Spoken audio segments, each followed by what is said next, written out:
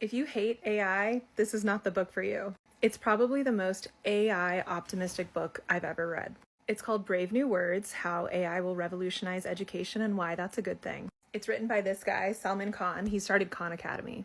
That makes him a very interesting person to be speaking about this topic because he was one of the first people to think about education and the internet and really create a company that's famous for it now. The book opens with Sal and his daughter getting early access to ChatGPT and writing a story with it together. I think a lot of us had that early magic moment with ChatGPT, especially with creative things and collaboration, where we saw really the power of this tool. From that introductory story, he walks you through his process of working with OpenAI on GPT-4 and how to make it pedagogical, how to put in barriers so that misinformation doesn't come up at school, and even how to incorporate academic advising using this tool. Frankly, there are a lot of takeaways, but here are 4. One is that AI is going to supplement teaching, not replace it. That's sort of combined with number 2, where when AI knows an interest that a student has, it can insert that interest into teaching.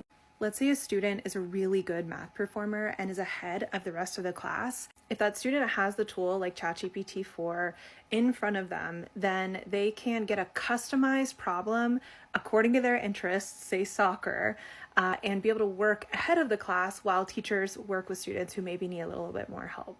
This whole your interests and abilities following you through school is a really big narrative in the book, where if this tool knows about soccer, it will be able to take those problems into writing assignments or writing practice or learning analogies or, I don't know, science.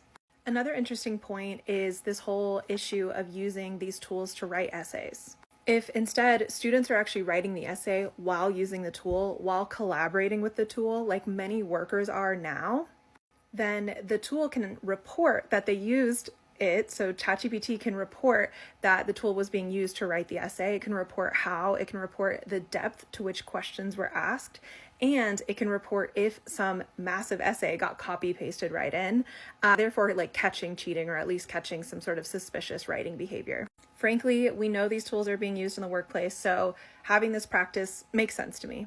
The last one is academic coaching. Khan Academy has this goal of making lots of academic resources accessible to people of all income levels, of all languages. Access to an academic coach is not something that most students have access to. So the idea of essentially kind of a school therapist who can help you deal with anxiety about grades, anxiety about not understanding hard concepts, is really intriguing to me. And it's the same narrative that it can follow you through your school career. So it knows your background, it knows your worries, it knows your performance, it knows a lot about how you're schooling and where you're performing well. I love a book that reviews overall concepts of an industry, talks about current research, and throws in a little bit of personal narrative to keep you going. That's exactly what this book is. It was very, very interesting.